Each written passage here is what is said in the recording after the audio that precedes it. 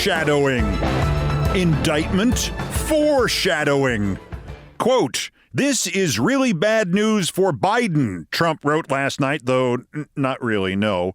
Quote, "which means I will probably be indicted again soon," unquote. Do you like that foreshadowing? Or how about this foreshadowing? Fani Willis sends an email to county commissioners asking them to make sure they keep themselves and their staff safe. And orange security barriers have gone up around the Fulton County Courthouse. And yesterday was the first of 10 days before August 18th, when she ordered 70% of her staff to work remotely. I don't know, what could all that possibly mean? Willis gave a TV interview, quote, "The work is accomplished. We've been working for 2.5 years. We're ready to go," unquote. I wish the district attorney would not be so bloody evasive. The judge, the same judge, Robert McBurney, like they only have the one in all of Georgia. McBurney tossed the last Trump attempt to toss the evidence yesterday and to disqualify the DA yesterday. And the untossed DA also says her schedule is her schedule. 2 grand juries, neither meets on Wednesday. And in the same interview, quote, "I don't know what Jack Smith is doing, and Jack Smith doesn't know what I'm doing. In all honesty, if Jack Smith was standing next to me, I'm not sure I would know who he was. My guess is he probably can't pronounce my name correctly," unquote. We can skip for a moment the reality that it is essential that the two of them do know what the other is doing, if only after they announce what they are doing, because simultaneous trials not only have their own perils and pitfalls, but twin trials carry the danger that Georgia might assert one fact or one date or one timeline and be contradicted by what the Department of Justice is asserting, which could be fatal for both cases. We now go back to the DOJ, and there is still that January 6th target letter from Jack Smith hanging like the sword of Damacles over Trump's head, and the fact that if Smith sticks to a timeline that matches the documents case, he is indicting today or Thursday at the latest. And the fact that his Trump January 6th grand jury was expected to convene today, and while Trump's latest self-pitying post, which would be number 3,447,237, collect the whole series. This latest post is not necessarily time sensitive. It sure is funny.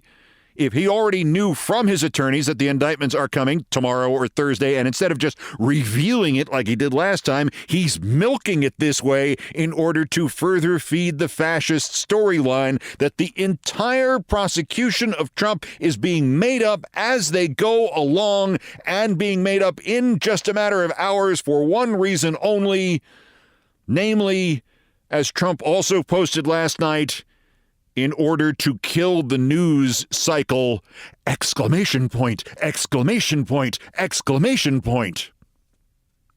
I mean, what does Trump think his supporters are? Idiots? Yes, he thinks they're idiots. And that's largely because they're idiots. You doubtless saw the interior numbers on the latest New York Times GOP poll, which were far more important than the exterior ones about how much he's leading DeSantis by, because the interior numbers shows 91% of Republicans who rely on Fox do not think Trump committed any serious crimes. 91%. And 85% say Republicans must stand behind Trump regardless. And 83% say Trump was merely exercising his right to contest his 2020 loss. And it's just too bad nobody was ever out there 25 years ago saying Fox News and Rupert Murdoch would end democracy and kill us all, and the uninfected portions of American media and the public had to do everything we could to kill Fox News first. Oh, yeah, right, I did all that and got dismissed as the O'Reilly of the left, and I was only doing it for ratings, and my tendency to say I told you so only in many, many, many more words is perhaps my least attractive personality trait, especially when up to half the nation has literally succumbed to this mass hysteria in which no fact or reality can interrupt their loyalty to an authoritarian anti-democracy movement, and they believe that those of us who will not simply get out of their imposition of their own hallucination, we must somehow be removed from the equation, and this is unfolding on the eve of the election that will decide who is president during what is probably mankind's last window to regain the reins of the uncontrolled climate catastrophe, and the fascists literally have a thoroughly vetted and organized plan to roll back all environmental controls and actually burn more fossil fuels as part of their Project 2025. So under the circumstances, I'll try to keep the I told you so's to a minimum. Also, I will try not to either try to solve nor to utterly succumb to the climate emergency during a podcast, and instead heed Marcus Aurelius and his wise words and concentrate on doing that which is in front of us. And that would be right now this guy de Oliveira and the postponement of his actual indictment yesterday because he doesn't have a Florida lawyer just like the last guy. And another week's delay to the Trump documents trial schedule, Eileen. De Oliveira does have a Trump PAC attorney named John Irving. And thus, Carlos, the boss, wants the server deleted. De Oliveira lives in, as my childhood friend Will Bunch of the Philly Inquirer noted, he lives in the world according to Trump. This latest of Trump's countless victims, you effed up, you trusted us, might scare the hell out of Trump because if he flips, the way the IT manager Yuscil Taveras flipped, Trump can't beat the obstruction of justice rap. Cannot. But legal minds think the fact that he's already been indicted makes him a less likely flippee, because how does that look when he testifies for the prosecution and the defense says, aren't you simply saying what the special counsel told you to say because he indicted you, and then he dropped the charges, so you're not going to jail? There was one other minor news blip last night. CNN reported that a new court filing from Jack Smith's office confirms that it has obtained new security video that pertains to the effort to destroy evidence, and that is all it reveals. We don't know what it is, just that they got it after the last set of indictments. Could be video of De Oliveira and Walt Nauta carrying bankers' boxes on their backs. Could be video of the Ivana burial. We don't know. Of much more interest, the federal election campaign filings were due yesterday, and the ethics outfit Crew analyzed the one submitted by the Trump leadership PAC, which is sarcastically named Save America. It finds the PAC made 3 payments to political allies, which is what a leadership PAC of any stripe is supposed to do. 3. It made just a few more payments to Trump's lawyers, 169 of them. The money figure is unclear. Could be 20 million, could be 40 million, as originally reported. The fact that Save America is now Save Trump's ass with lawyers, that is not unclear. 3 payments to political allies, 169 of them to Trump's lawyers. When news broke that Trump's campaign is actually short enough on cash that PAC asked for $60 million back from another pro-Trump PAC, I half joked here that if we can't put Trump in jail before the 2024 election, maybe Jack Smith and Fonnie Willis and Alvin Bragg can bill him into the ground. Those lawyer hours can mount up quickly. Even if other people are paying for 20 million, 40 million, 875, 11 billion, it does hurt you because it means that those same other people are not paying that amount of money into your campaign. What if Trump or his campaign or both really had money troubles? This was posited seriously on Twitter yesterday, and as I say that, I am thinking, you have become everything you hate. You are this close to saying that you read something on Facebook from Trump's cousin's nephew's next-door neighbor's lion tamer. But there is no mistaking that as devoted as Trump has been to never letting a dollar go unspent as long as it is your dollar, The legal bills are mounting exponentially now, and having your PAC ask for your money back from the other PACs cannot be an ordinary day at the campaign. God knows Trump has gone bankrupt before, and his life has been structured exactly to project wealth, whether or not he actually has any.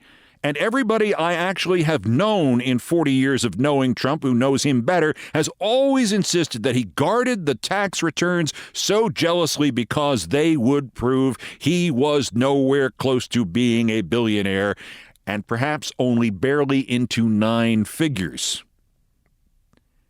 This, on Twitter, was the thesis that what Trump is cash poor, that he could be telling the truth about his net worth, without revealing that, as the writer put it, his businesses are worth a lot of money, but they don't make a lot of money. Some don't make any money at all. And that is 100% provably true. The writer was a man named Brian Jacobson, a self-announced veteran of 25 years in the tech sector and a cloud expert and also a Second Amendment advocate. So I ain't just echoing an opinion from our side of the cognitive gap here. It is this Jacobson's contention that, quote, Truth Social is killing Donald Trump's finances and may sink his presidential bid. I'm not sure about the second part of that, but the first part may really be true. The idea, he posits, was to launch that social media site, grab all the Twitter users angry at Jack Dorsey's successors, and then take it public and let stockholders fund it via the merger with the Digital World Acquisition Company, the merger that just fell through, the merger which government agencies are now querying. Instead, Elon Musk bought Twitter, turned it into what it has become, the playpen of the clods. Truth Social got half the users it expected or less. The merger collapsed, and instead of getting a check for up to $500 million, Trump winds up still owning 90% of Truth Social himself and paying all of its operating expenses. And what are they? 50 million? 30 million? Who knows how much? It is Mr. Jacobson's conclusion that this means Trump suddenly has a little less than the 500 million Trump-owned dollars with which to self-finance his campaign or his legal defense or De Oliveira's legal defense or all of the above. No cash flow, just bills, bills, bills from lawyers about Jack Smith and lawyers about Fonnie Willis and lawyers about Alvin Bragg and lawyers about Truth Social and this merger that went belly up. Jacobson then jumps to the rather startling conclusion, which is where I seem to be getting off the train here, that Trump will either have to get a huge amount of money from this legal defense fund he is just starting, or he will be faced with folding Truth Social or bowing out of the presidential race, and I think that's farcical. Trump is not smart enough to do either. And he's congenitally incapable of admitting defeat either in social media business or in a presidential candidacy that, oh, by the way, is literally necessary to keep his own ass out of jail. But what is absolutely logical and legit is that the Truth Social gambit may seriously hamstring Trump's ability to keep money flowing into his legal defenses and into his campaign simultaneously. And then my guess would be, no, he's not going to drop out. He would simply try to campaign with less money than this extraordinary attempt to extricate himself from jail and put all the rest of us in it in his place will need. Plus, ultimately, even if the theory is crap, the bottom line is Jacobson's theory is absolutely delightful, and it's worth wallowing in for a moment because, yeah, this is true. And I hadn't thought about this before. Donald Trump's social media ambitions and his personal finances, and to some degree fatal or trivial, have been seriously damaged by Elon Musk. Let them fight.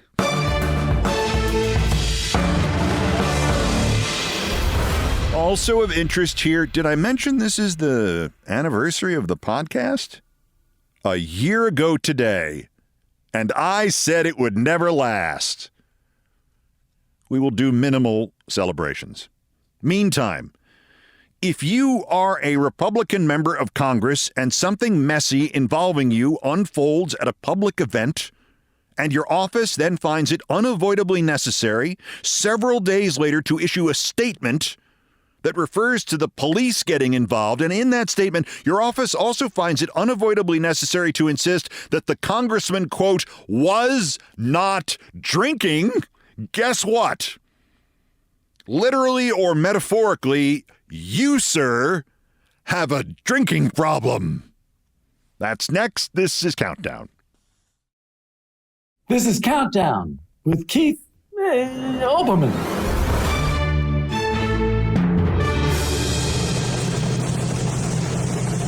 Postscripts to the news, some headlines, some updates, some snark, some predictions. Dateline, White Deer, Texas.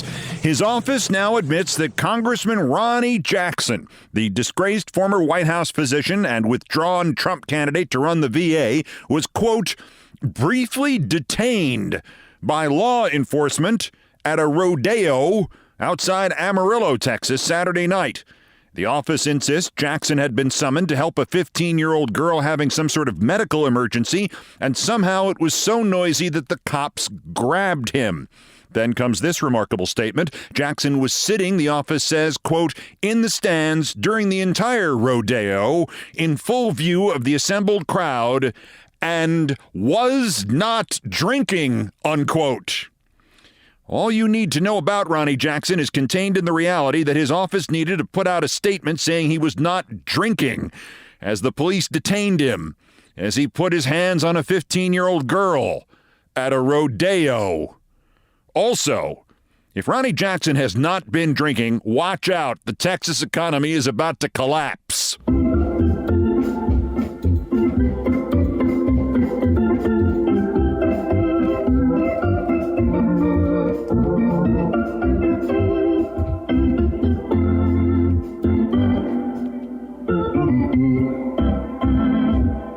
Thank you, Nancy Faust. Dateline San Francisco, the giant glowing X sign has been taken off the roof of Twitter headquarters. Looks like it was an inside job rather than the city stepping in. If only Musk himself could be removed so easily. Dateline Colorado Springs Space Command will remain in Colorado. The Biden administration overturning a January 2021 Trump decision to move it to Alabama. The good news is this really pisses off Senator Tommy Tuberville. The bad news is this lets Lauren Boebert claim she made it happen. And Dateline Washington, this will stun you. After the FEC filings yesterday, it turns out Robert F. Kennedy Jr.'s presidential super PAC raised $9,800,000 through the end of June, $5 million of which, more than 50%, was from one donor, Timothy Mellon, 81-year-old heir to the banking fortune and longtime Trump donor. So RFK Jr. is running as a Democrat, financed by a Republican, when in fact he is actually an asshole.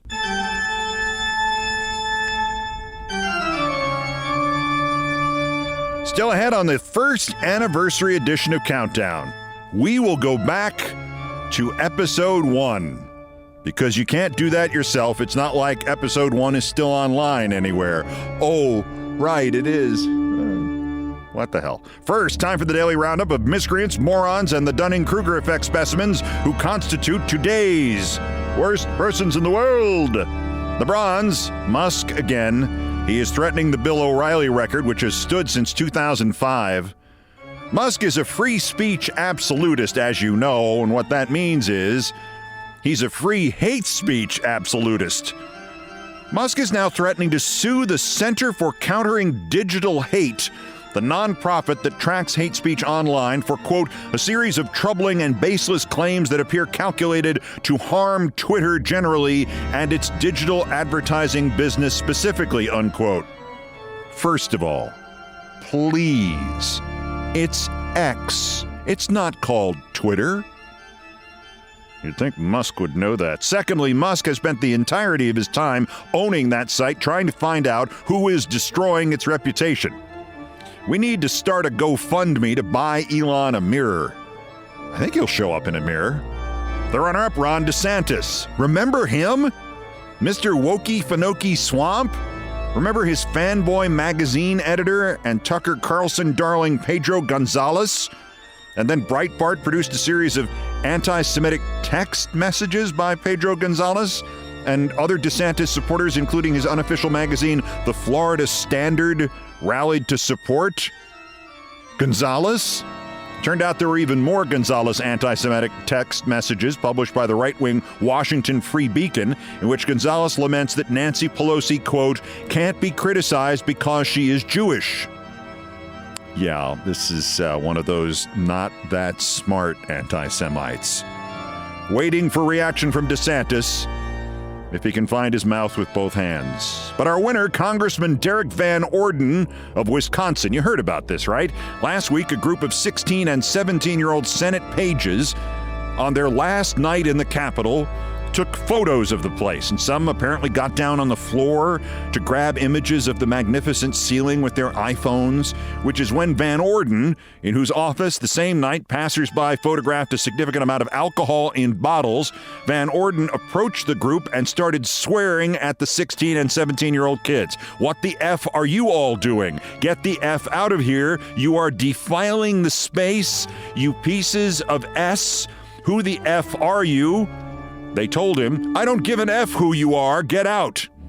Condemned by Democratic leaders and Republican leaders and Senate leaders and House leaders, this Van Orden schmuck doubled down. He not only insisted the pages were treating the Capitol, quote, like a frat house common room, he told a Milwaukee paper that they were, quote, terribly disrespectful to lay on the grave of a soldier that died fighting for freedom. Yeah, Congressman, and I use the term loosely even in this day and age, there are no graves in the U.S. Capitol. You're thinking of the tomb of the unknown soldier, Van Orden, or you're thinking of Jack Daniels, or they taught it at Excelsior College where you got your degree online.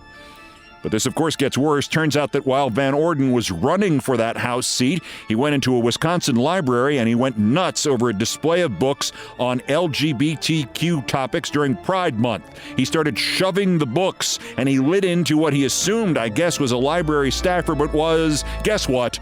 A 17-year-old girl, another teenager who was a library page. Another page. So this Van Orden is not only a historical ignoramus who thinks somebody is buried under the floor of the Capitol, but he's a 53-year-old man who has a habit of picking on teenage girls. And there's an even bigger issue. Van Orden continues to believe he is in the right here because the pages were, quote, unquote, defiling the Capitol. Van Orden was in Washington on January 6th, attended the Trump rally, and then went to the Capitol, and he thinks somebody else defiled it? Derek, the only thing buried at the Capitol is your empties, Van Orden. Today's worst person in the world!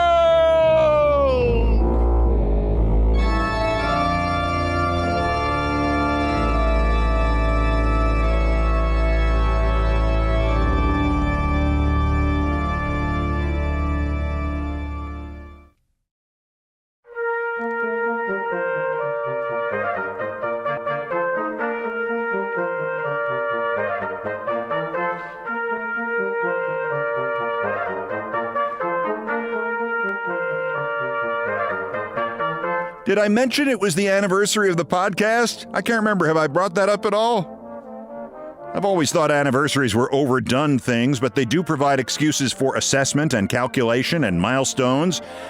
And the month we started, I think we were shy of 600,000 downloads, which was still a pretty good start, but not really near the threshold for success in one of these podcasts, which is 1 million a month. Well, we hit that mark in January. Now with the addition of the YouTube option, which is itself getting between 125,000 and 150,000 plays a week. I mean, you guys listening to all or most of the show, even though the video on YouTube is just a cartoon of me. I know, cartoon of me, that phrase sometimes seems a little redundant. That is pretty remarkable, all things considered. Well, anyway, between YouTube and all the podcast options for the month just passed, we exceeded 2 million downloads and plays in 1 month, and there were only 18 new shows. I actually took 4 days off for a change. Okay, enough boasting for the moment. One of the many odd things about podcasts, maybe the oddest, is the reality that people do best of podcasts. Even though all the originals are, as I alluded to a segment ago, still online somewhere. I did a few of these early on, and I may still do some more, but at least when I do them, I try to give you a little added value. I stitch together thematically 3 segments, so you get 3 pieces about like Trump as national security risk, or Biden confronting MAGA, or whatever, or the Supreme Court, and there is some value in being able to hear shorter versions of the commentaries as they happened in real time and trace a story as it develops. Well, rather than do that for this anniversary, I thought the simplest thing was to take the first episode from a year ago, when the same-day audience was like 40% of what it is now, and at least there's a chance people had not heard this before, and replay the opening commentary, which was a takeoff on the mad as hell speech from Network, and the closing commentary, which explained where the hell I had been for the preceding 2 years. As always, if you hit stop now, I'm not going to take it personally. It's those bastards who hit stop earlier. They're the ones who frost my beer stein. Where were you and what were you doing on August 1st, 2022, when you first heard this? This is Countdown with Keith Olbermann.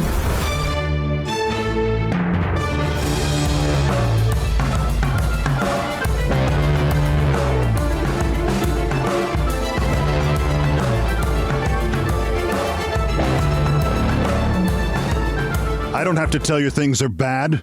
Everybody knows things are bad. It's a recession. Everybody goes to work, but they're still scared of losing their job. The corporations make sure the dollar buys a nickel's worth. Banks are making record profits. Teachers are told to keep a gun under the desk. Punks are running wild in Congress, and there's nobody anywhere seems to know what to do, and there's no end to it. We know. The air is unfit to breathe, and our planet will be unfit for life. And we sit watching our TVs while some Fox newscaster tells us that today Trump is the real victim and minorities are the real problem, as if that's the way it's supposed to be. We all know things are bad. Worse than bad. They're crazy. It's like everything everywhere is going crazy, so we don't go out anymore. We have the Senate and the House, but slowly the democracy we're living in is getting smaller, and all we say is, please, at least leave us alone in our living rooms. Let me have my president and my RBG shrine and my January 6th hearings, and I won't say anything. Just leave us alone. Well, I'm not going to leave you alone. I want you to get mad. I want you to protest. I want you to strike. I want you to write to your congressman, because you don't need me to tell you what to write. You know what to do about the recession and the inflation and the Russians and the Nazis in the street. All I know is, first, you've got to get mad. You've got to say, I'm a human being, God damn it. My life has value. So, I want you to get up now. I want all of you to get up and out of your chairs. I want you to get up right now and go to the window, open it, and stick your head out and yell, I'm as mad as hell, and I'm not going to take Trump anymore. I want you to get up right now. Get up, go to your windows, open them, and stick your head out and yell, I'm as mad as hell, and I'm not going to take Trump anymore. Things have got to change, but first, you've got to get mad. You've got to say, I'm as mad as hell, and I'm not going to take Trump anymore. Then we'll figure out what to do about the recession and the inflation and the oil cartels. But first, get up out of your chairs, open your window, stick your head out and yell and say it. I'm as mad as hell, and I'm not going to take Trump anymore. I'm mad as hell. I'm not going to take Trump anymore. I am mad as hell, and I'm not going to take Trump anymore. I'm mad as hell. Not going to take Trump anymore. Sorry.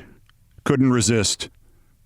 And for the first time in my life, even through the brutal years of Reagan and even through the psychotic years of Bush, that famous Howard Beale speech from the 1976 movie Network seems to fit this moment, with some revisions, of course. The Beale character, as portrayed by Peter Finch, and especially that speech, and especially that catchphrase, I'm as mad as hell and I'm not going to take this anymore, spoke to, long before it became a cliche, this weird overlap between somebody who is so enraged that he is angry mad as hell and somebody who may be so insane that he is crazy mad as hell. But there's also a third subtext to it, which only occasionally gets mentioned and only occasionally gets appreciated, and it is why Beale and mad as hell mean something today. It's that line towards the start. We all know things are bad, worse than bad. They're crazy. It's like everything everywhere is going crazy. In short, it's like Howard Beale, representing all of us, is going crazy because nobody else is when they should be.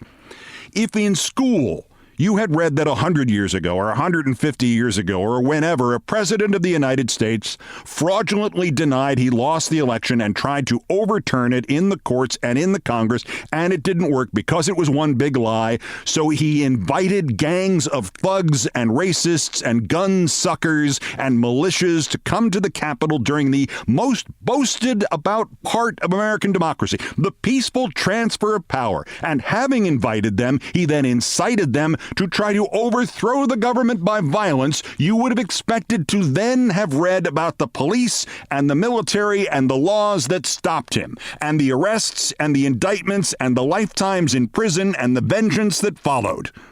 Hell, what precipitated the Civil War, if not 11 states trying to stop the peaceful transfer of power because they didn't like who got elected? We are supposed to do something about this. When a large minority of Americans stood up and said, only whites are real people, and when they said, we will use the police to lynch black people, and when they said guns settle everything, and when they said women are here only to breed, and when they said we own the Supreme Court now, and when they said we will not teach history because we don't want children to know there's a more righteous way, and when they said this is our world and you, the majority, your votes do not count here, your cities do not count here, your lives do not count here, your president does not count here. When all that happened within 39 days, our anger and our vengeance, democracy's anger and vengeance, began. It was 1861. But first, you've got to get mad. Today, they have Trump and Schedule F and a plan to impeach Biden for whatever. And they've already turned the Supreme Court into the theocratic Republican Supreme Religious Court. And they've overturned abortion, and next will be marriage equality, and they intend to investigate the January 6th committee members and pardon everybody who actually attacked the Capitol, even though you and I grew up presuming, if I attacked the Capitol during the peaceful transfer of power, I'm going to guess they'll give me about 5 seconds to stop before they start shooting at me. And they want to put Fauci in prison, and they're passing laws prosecuting doctors and prosecuting women who leave a state to go to another state for an abortion. In other words, they want to prosecute women who leave a slave state to go to a free state and bring them back to the slave state. And they have a Fox News, and another worse Fox News, and another worser even than that Fox News. And what do we have? We have, once a week, somebody who says we must find a compromise with them. We must be bipartisan. We must be Democrats and liberals who act like Republicans and fascists and Nazis. We have Joe Manchin. And for 18 months, Joe Manchin has obstructed all the good Joe Biden has tried to do and prevented all the emergency measures we must have to keep the last words by the last human surviving the climate catastrophe on this planet from being, as chairman of ExxonMobil, I want to report record profits for the year 2052. And when the bribe for Joe Manchin, the senator from Fossil Fuel Gulch, West Virginia, is finally sufficient to his liking, and he finally agrees with Chuck Schumer on the $740 billion climate and deficit reduction bill, what does he get? He gets to go on all 5 network Sunday political television nitwit shows. The proverbial full Ginsburg. Glory, glory, hallelujah, it's Joe Manchin, our lawgiver, the true Democrat. And yet, Kyrsten Sinema could still kill the thing today, and Joe Manchin would then still look reasonable by contrast tomorrow. He'd still be the hero who achieved nothing. And if all that cinema stuff bothers you, I used to go out with her. We all know things are bad, worse than bad. They're crazy. It's like everything everywhere is going crazy. Even the fascists who hate or fear Trump have something closer to a plan than we do. The This Town author Mark Leibovich quoted a former Republican congressman as saying, quote, "Look, we have no plan for this except sitting around hoping he dies," unquote. Which actually sounds like more of a plan than our plan. Our plan?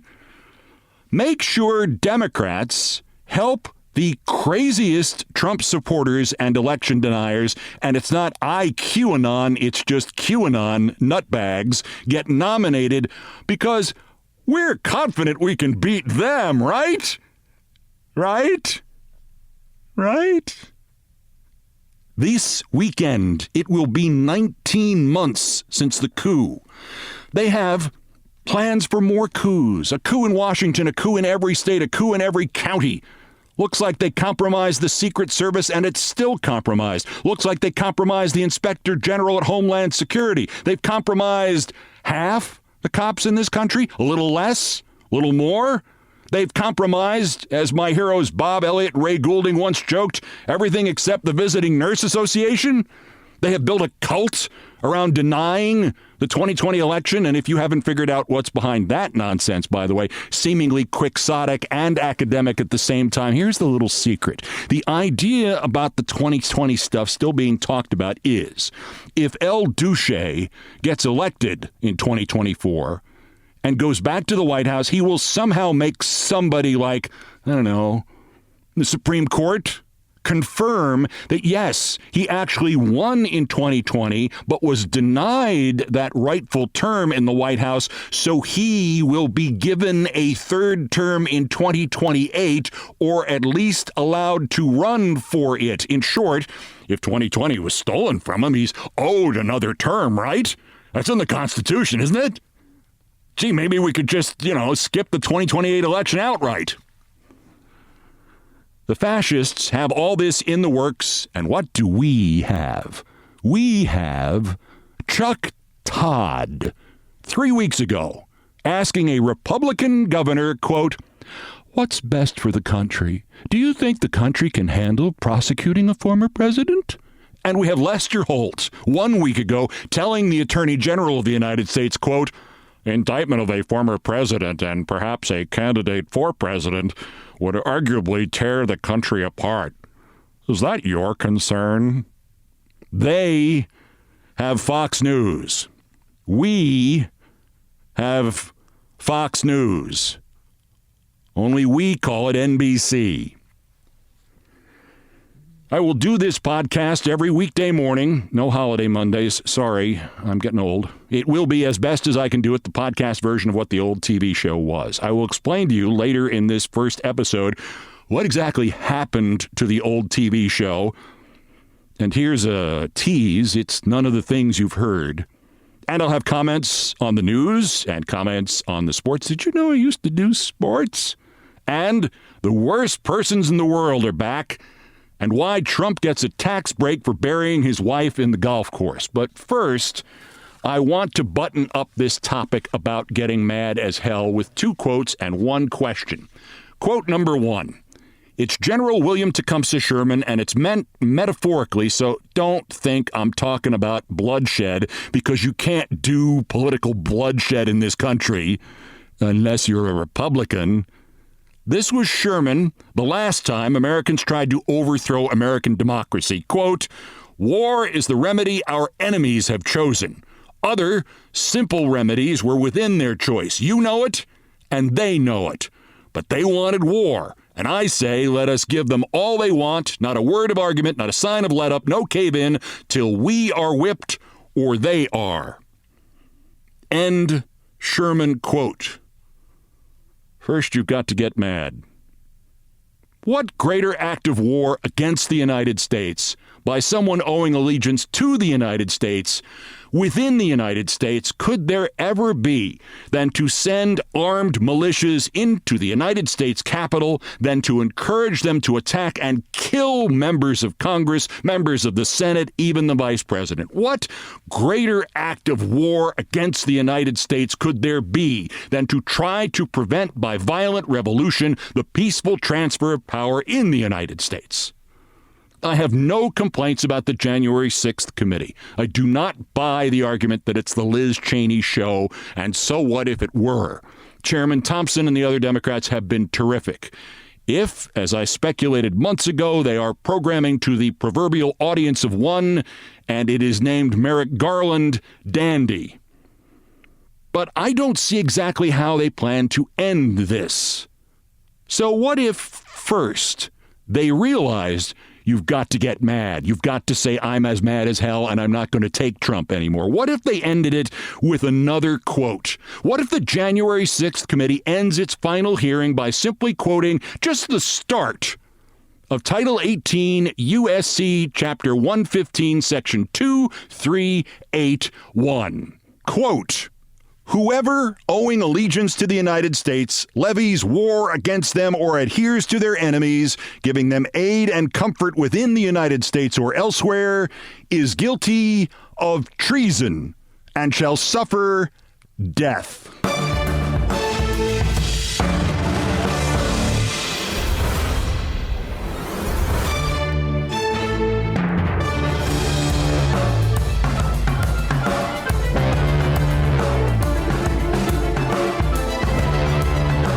So, for our number one story on the countdown, my favorite topic, me. Each podcast will conclude with me telling you a story from my career or life, usually hanging off the day's news, or at least an anniversary of some kind, the people I've known, the places I've worked, the innumerable morons I have encountered, some of the women I've dated, if it's relevant, like Laura. Don't judge me. It all began at a small 5,000-watt radio station in Fresno, California. On Fridays, instead, we will read from the great works of the great James Thurber, just like we used to do on the TV show. And when I say we, of course, I mean I. If you're not interested, you just want the day's news, cool, turn it off. I will not be offended. But I think these stories will explain, entertain, and often enrage you. Lord knows they will enrage me. So as I launch this frail bark, where better to start than here? If you were a viewer of the old TV show, let me explain finally how that became this.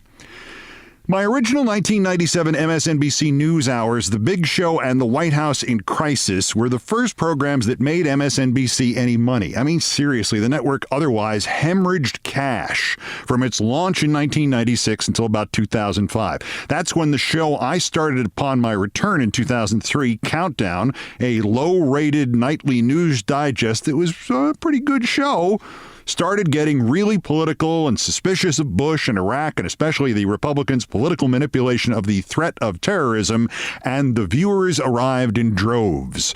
By the next year, the ad salesmen, and contrary to all logic, they are the ones from whom you get the truth in a news company, they were sending me bottles of champagne and revealing that Countdown was now earning a $50 million annual profit, then $75 million, then $100 million. They liked me. They really, really liked me. But management at NBC, not so much. Right after MSNBC started to make money, it started making enemies. The Republicans came right to our door and through it. The psychos at Fox News, like O'Reilly and Hannity and Ailes, remember we called them Fixed News or Fox Noise, they started calling the executives at NBC and its parent company, GE, demanding that I stop criticizing them. Softer than church music, these fascists could not take criticism. When Tim Russert was still alive and defending me internally and externally, watching every night and sending me tips and warnings and ideas, and capable of playing the Republicans inside NBC and outside NBC like fiddles, everything was fine. Then came that horrible day, June 13th, 2008. Tim died. And suddenly NBC News was in the hands of a lot of cowards and bullies like Tom Brokaw and Joe Scarborough and Jeff Zucker and names you would not know like Jeff Immelt and Steve Kappas and Phil Griffin and Chris Licht. And I really wish you didn't need to know Chris Licht's name, but he was Scarborough's henchman, and now he's the new president of CNN. And you don't know how bad that news is for the future of this country.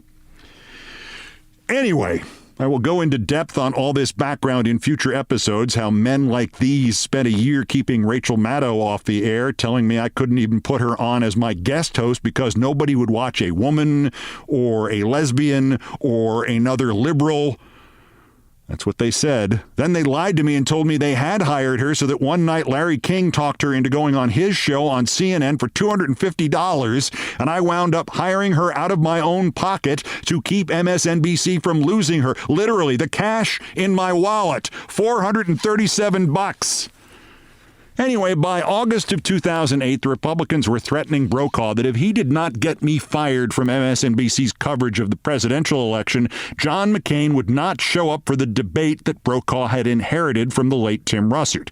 So Brokaw went in and threatened, and that's a nice euphemism, NBC management on behalf of the GOP just to get to host one more debate. I mean, he boasted about it in the New York Times.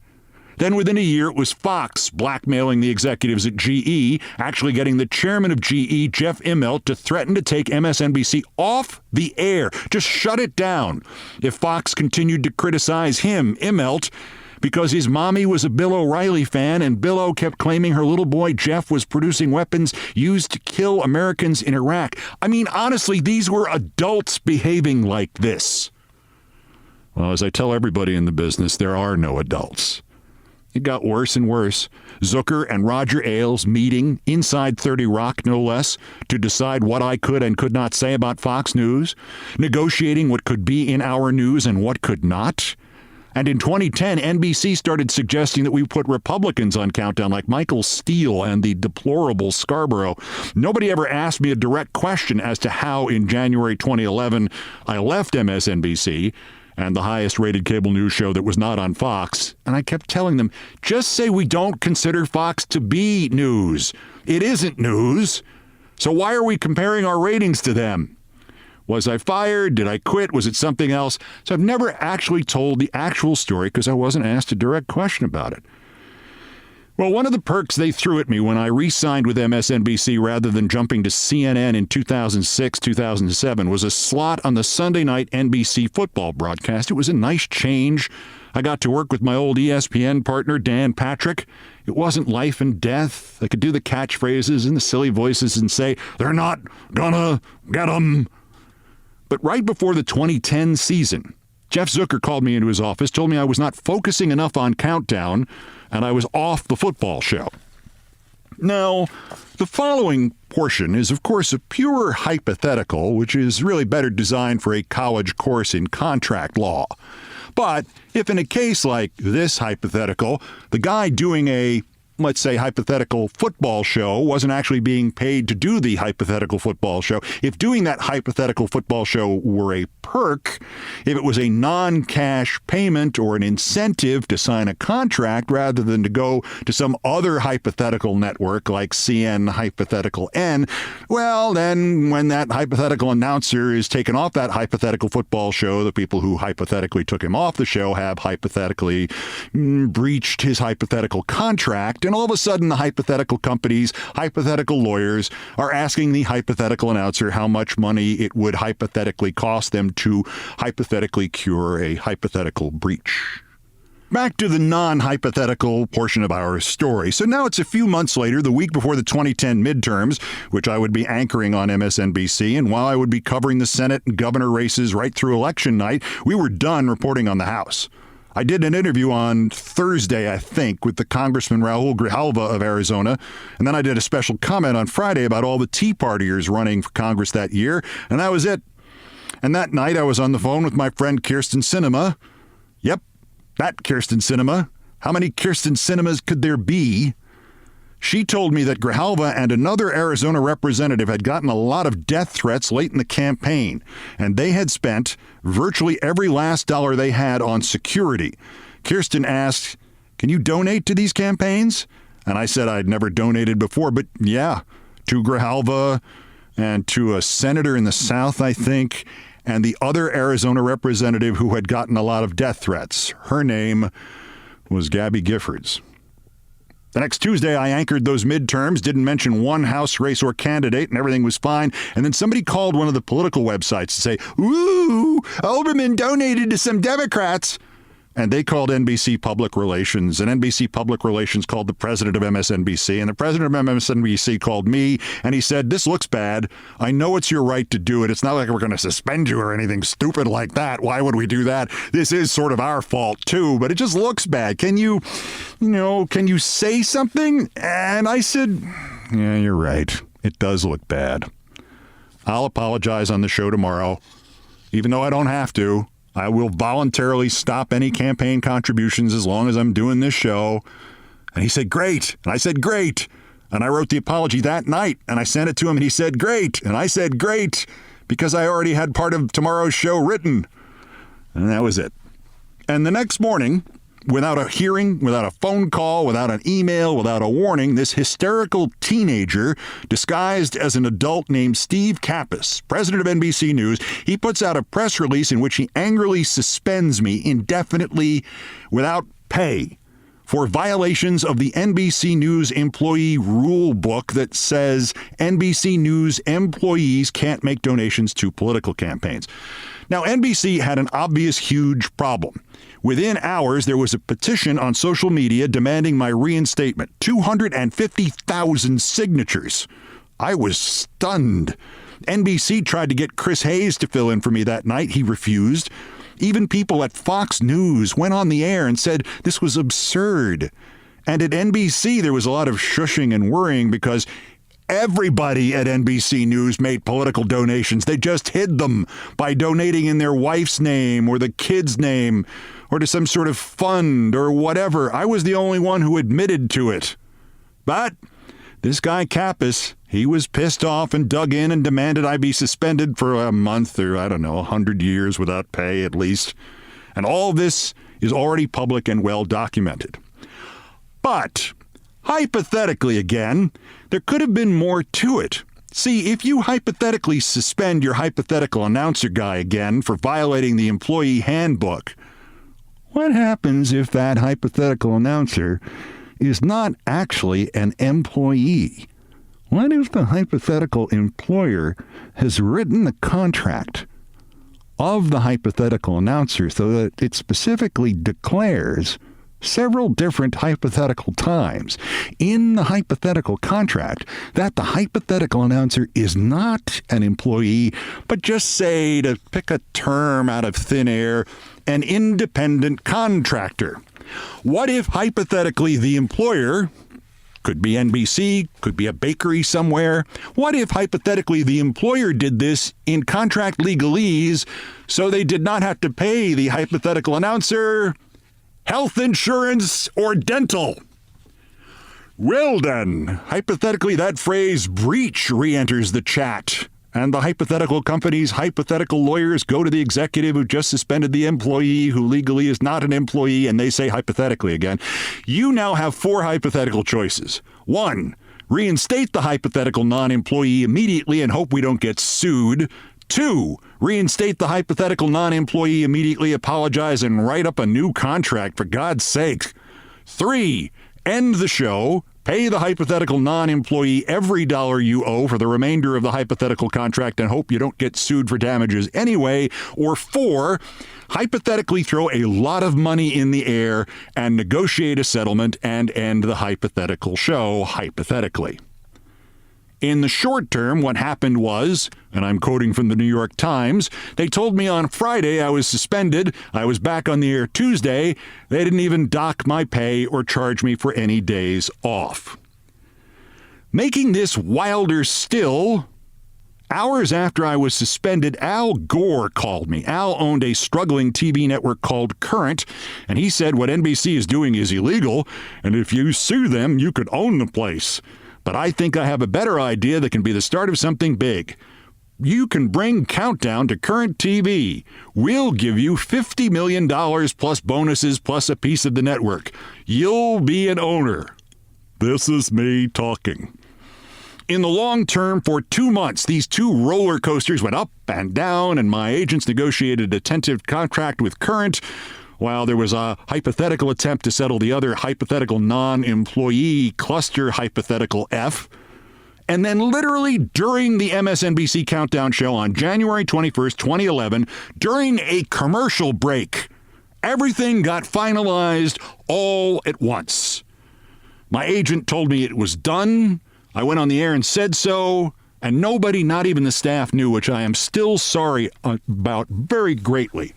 Unavoidable, but that's the way it worked. So no, I was not fired. Countdown was not canceled. The Current TV deal had already been in place for weeks. And by the way, during every step of this, I kept Maddow and her agent, who had been my agent for 27 years, fully informed. And so that very night that Countdown ended on MSNBC, Maddow was on Bill Maher's show right after it all happened. And naturally, he asked her about it, and she lied and said, "It's the first I'm hearing of it." And I thought, oh boy, that might be the end of that friendship. And we haven't spoken since. Anyway, the Current thing turned out to be a scam, and it blew up rather quickly, and I'll tell that story in a future episode, too. On the other hand, I don't have to work for money again. But the weirdest thing started happening in September 2011, not 8 months after I left MSNBC. Feelers from the new owners of NBC, Comcast. Would I consider coming back to MSNBC? Yes, I would. Then they got cold feet. Then the next year, more feelers. This time I got cold feet and I started negotiating to go back to ESPN instead, and I did. In 2014, I actually met with the new NBC News executives for 2 hours, and they wanted me to bring Countdown back as soon as possible. And then the Brian Williams scandal broke, and these new executives all got themselves fired. And then in October 2015, I met with the new executives, and they wanted me to come back. They made an actual offer, and it was stupid. It was predicated on my doing a show without commentaries. Like, what was the point of Countdown or me without the commentaries? And even that guy got fired in 2019, and the new chairman of the entire NBC corporation, Jeff Shell, was an old friend of mine from Fox Sports, and he wanted me to bring the show back, and we got close. And then the word came in from the guy who was negotiating for me that the chairman of NBC News, Cesar Conde, had told him the whole thing had cratered because one person at NBC had never and would never forgive me for something. And that person, said Conde, was Rachel Maddow. Rachel Maddow, per Cesar Conde, vetoed the last chance and ended literally a decade of talks about putting this program back on MSNBC. By the way, NBC's denial of this last set of flirtations was that, yes, for 2 years, NBC's CEO Jeff Shell kept scheduling meetings with me, but I should have known he didn't really mean it. Basically, their explanation was, I should have known the chairman of NBC was a liar. As the kids say, weird flex, but okay. And that's the short version. So last winter, that's when I began exploring a new venue for Countdown, and here we are, a daily podcast, same Keith, new platform. And I don't have to shave or wear makeup, and I hope you'll enjoy the content as much as I already enjoy the not shaving.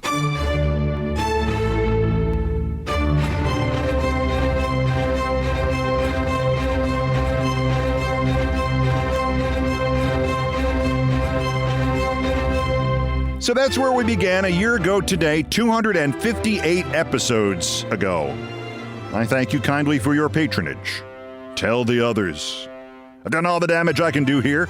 Thank you for listening. Here are the credits. Most of the music arranged, produced, and performed by Brian Ray and John Philip Chanel, who are the Countdown musical directors. All orchestration and keyboards by John Philip Chanel. Guitars, bass, and drums by Brian Ray. Produced by TKO Brothers. Other Beethoven selections have been arranged and performed by the group No Horns Allowed.